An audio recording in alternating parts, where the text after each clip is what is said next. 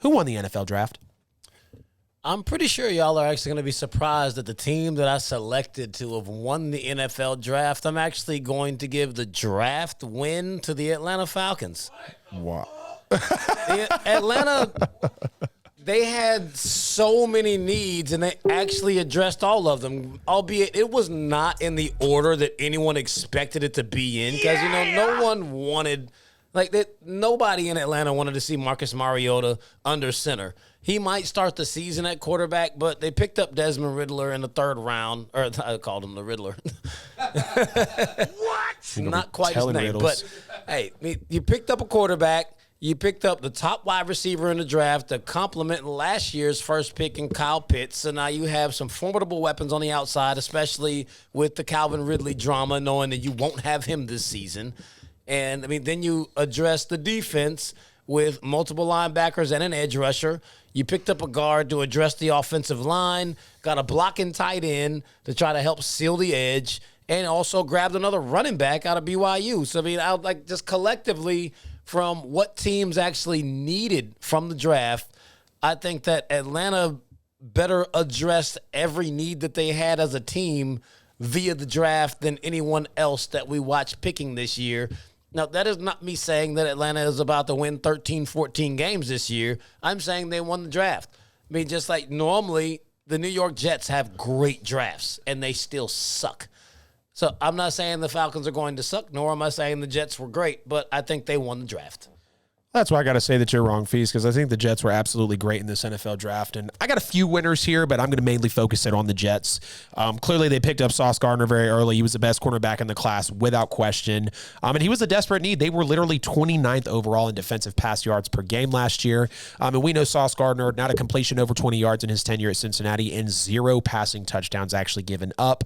So that's a major, addition there, no question about that. And they lost Marcus May, so they did need to bring in some other secondary there to really supplement that void. You also talk about Garrett Wilson as well, who is a top receiver and will definitely be a day one starter. And, people wanted to talk about Zach Wilson, maybe not having people. You have now Garrett Wilson, Elijah Moore, Corey Davis, CJ Uzomah, which is a major pickup from the Super Bowl runner-ups there. So the Jets are building around Zach Wilson. There's no question about it. And they were 20th overall in the passing attack last year. So, a little below the middle of the league. Still not great, but wildly enough, not horrible in the, a division that really boasted some great defenses with the Bills, with the Dolphins, obviously, and the New England Patriots as well. Jermaine Johnson was definitely a top 5 pass rusher in the draft, and they grabbed him, a lot later, which I think makes it even more of a steal. It was absolutely great for them to be able to grab him.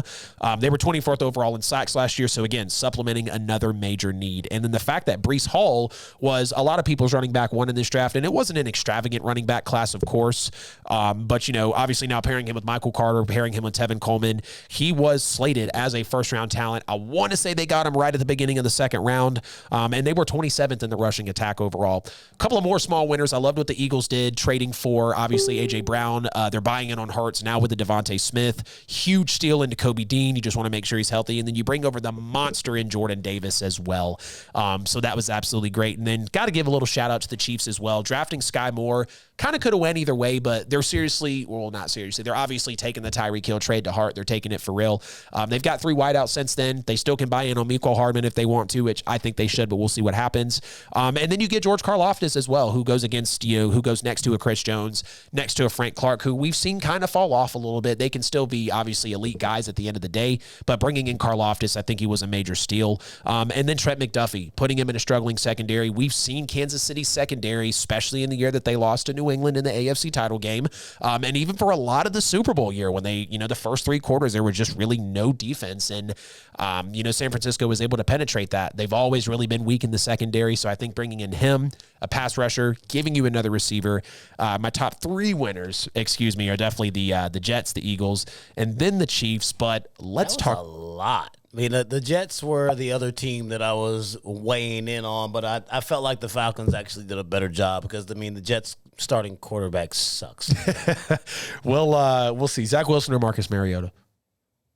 I'll take Mariota. And we'll see, man. It's gonna be interesting. Yeah, the Falcons did have a good haul, though. They really did, and I was proud of the way that it played out. Didn't like the London pick off the rip, but when you see how everything plays out, and you laid it out there too, they had a great haul for sure.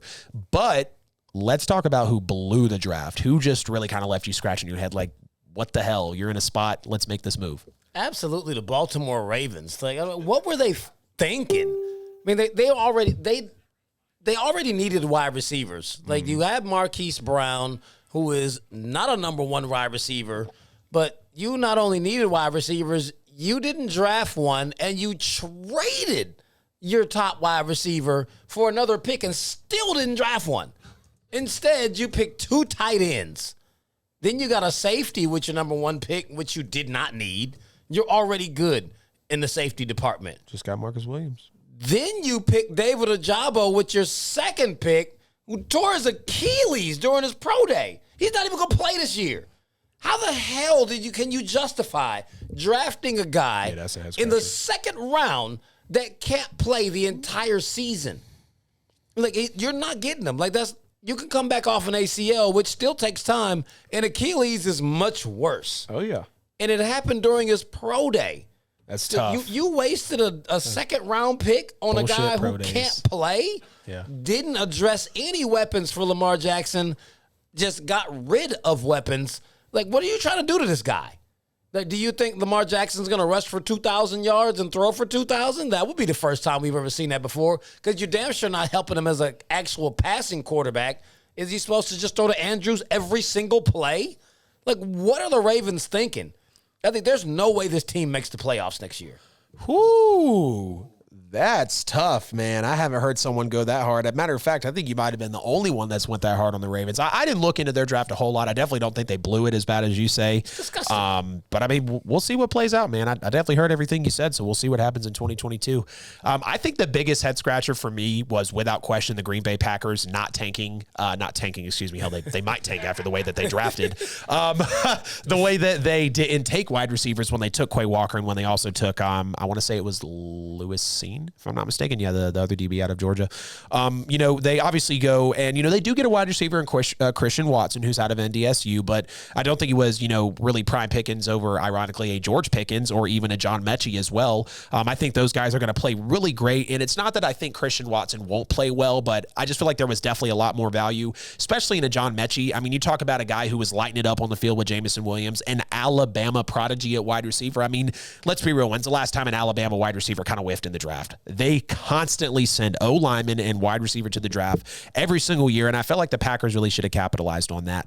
Now, a little bit with the Bears as well. I don't think that they drafted any weapons for Justin Fields. They did get 1 edge rusher to replace Khalil Mack, and they did get 3 offensive linemen to come in, which should really help, considering Fields was sacked damn near 60 times last year, by far number 1 in the league. And then, not to poke the Bear fees, but I wasn't really interested in the Patriots draft as well, considering what Buffalo's done. New York was the winners to me, and Miami obviously made major offseason moves. They've still got Bill, so I still think they've obviously got, 10, 11 games in them. But, I mean, we've seen the AFC, man, from the Raiders to the Broncos, and everything is just improving, especially in the AFC East.